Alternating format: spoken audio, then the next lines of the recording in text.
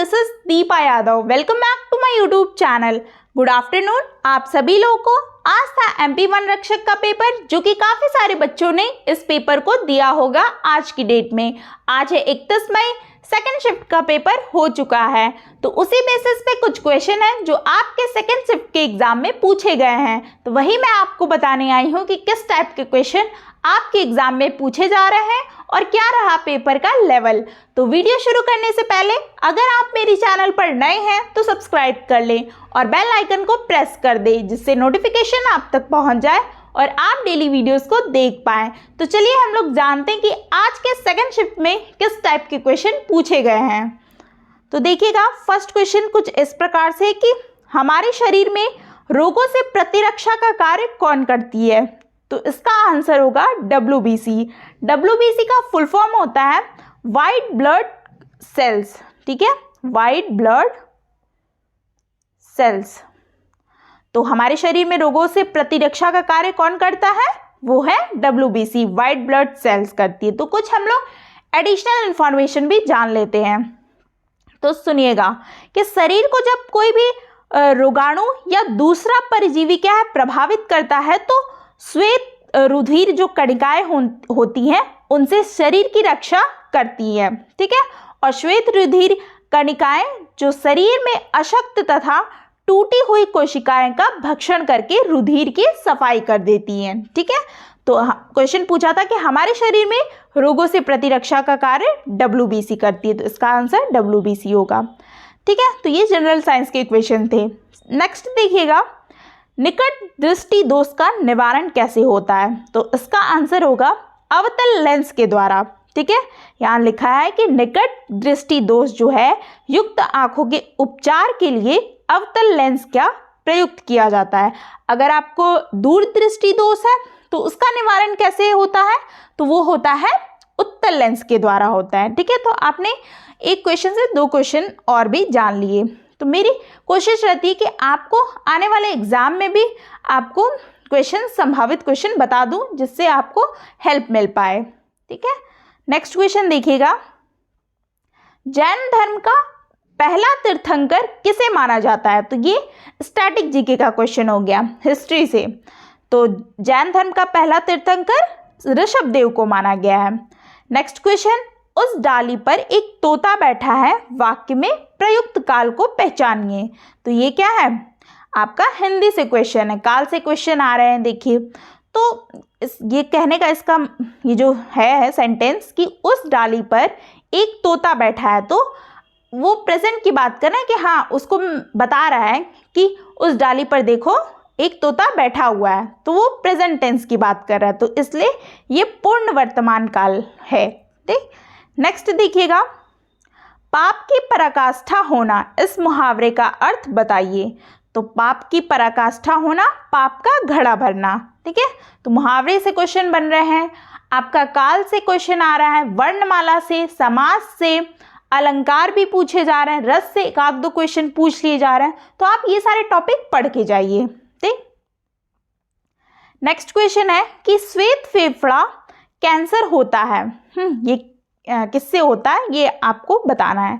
तो टेक्सटाइल से, जो टेक्सटाइल कंपनियों में काम करने वाले मजदूरों के फेफड़े में क्या है, रुई के छोटे छोटे कण सांस के द्वारा जमा हो जाते हैं, तो इसे ही श्वेत फेफड़ा कैंसर कहते हैं। ठीक है, तो श्वेत फेफड़ा कैंसर किससे होता है, टेक्सटाइल से होता है। टेक्सटाइल कंपनियों में जो मजदूर काम करते हैं उनको हो जाता है। नेक्स्ट देखिएगा कि कौन सा वैश्विक तापन के लिए जिम्मेदार है। तो आपको मतलब कौन सी गैस, तो वो आपको बतानी है। तो ये है क्लोरोफ्लोरोकार्बन, मीथेन, कार्बन डाइऑक्साइड।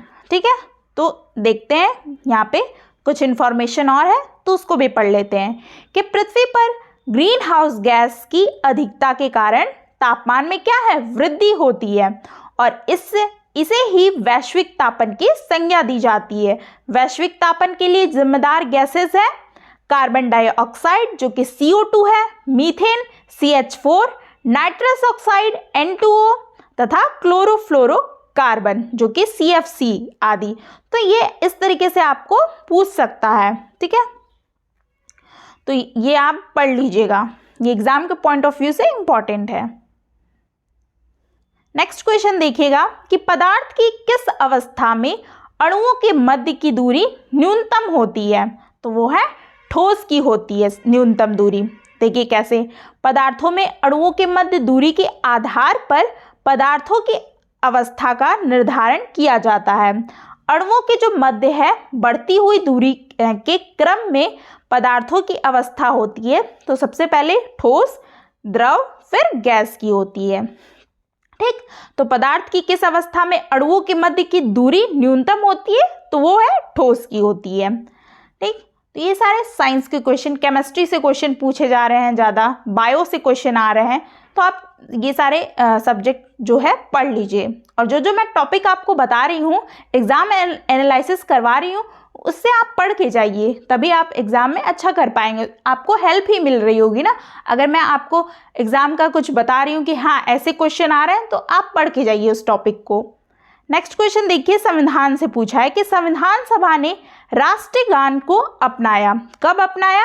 24 जनवरी 1950 को। तो अब हम लोग इसके बारे में भी कुछ जान लें, जो कि एग्जाम के पॉइंट ऑफ व्यू से इंपॉर्टेंट हो सकते हैं।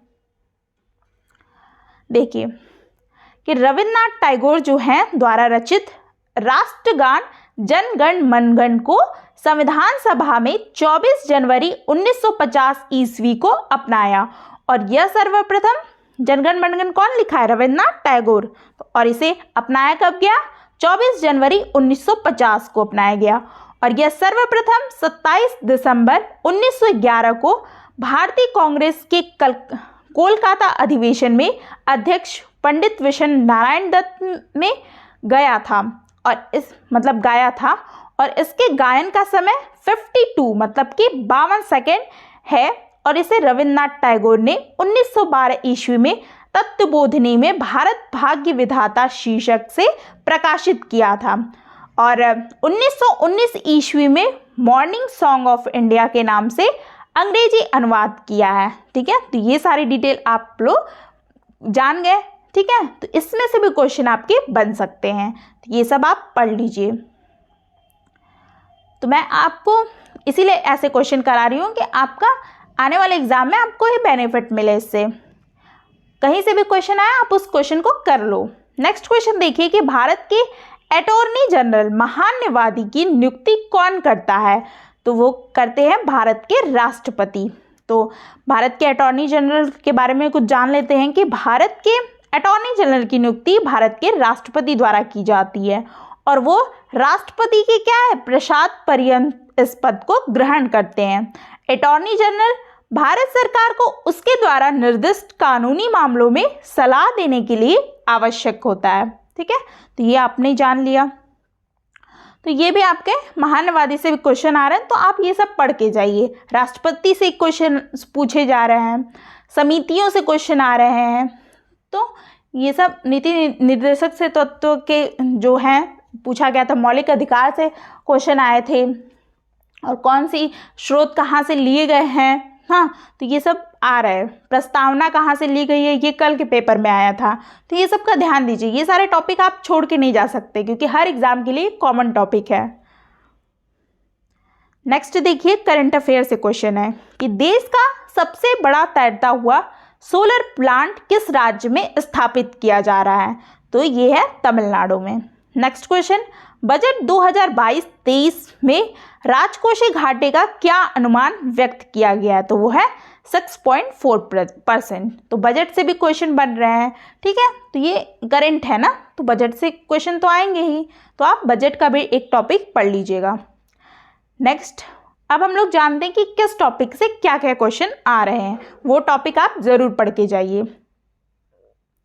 मैथ्स में टाइम एंड वर्क से आप क्वेश्चन पढ़ना ही पढ़ना है, स्पीड से, डिस्टेंस से क्वेश्चन पढ़ना है, एक एक क्वेश्चन आ रहे हैं।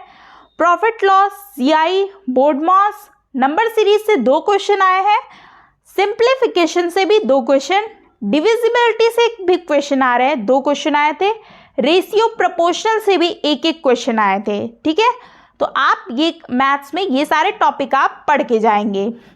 हिंदी में आप विलोम शब्द पढ़ेंगे। ठीक है, विलोम शब्द पढ़ के जाएंगे। 3 से 4 आ रहे हैं, ठीक है, 3 से 4, और समास 2 से 3, शुद्ध शब्द आ रहे हैं जो कि 2 से 3, मुहावरे, रस, बेसिक हिंदी, ठीक है। और इंग्लिश में सिनोनिम्स आपका वही आ रहा है, opposite word, parajumble, active passive, filling in the blanks और वन वर्ड सब्स्टिट्यूशन आ रहा है। तो साइंस में आपका बेसिक साइंस है, स्टैटिक जीके में 3-4 क्वेश्चंस आ रहे हैं, करंट अफेयर में 4-5 क्वेश्चन आ रहे हैं, ठीक है। तो आप ये सब पढ़, और एमपी जीके से 1-2 क्वेश्चंस, ठीक है। तो इतना ही मुझे क्वेश्चन पता था तो मैंने आपको बता दिया। अब आप इसी के बेसिस पे आप अपने मतलब तैयारी कीजिए जिनका आगे नेक्स्ट एग्ज़ाम है। तो आई होप आपको वीडियो अच्छी लगी हो तो चैनल को सब्सक्राइब करें और वीडियो को लाइक करके ज़रूर जाएं।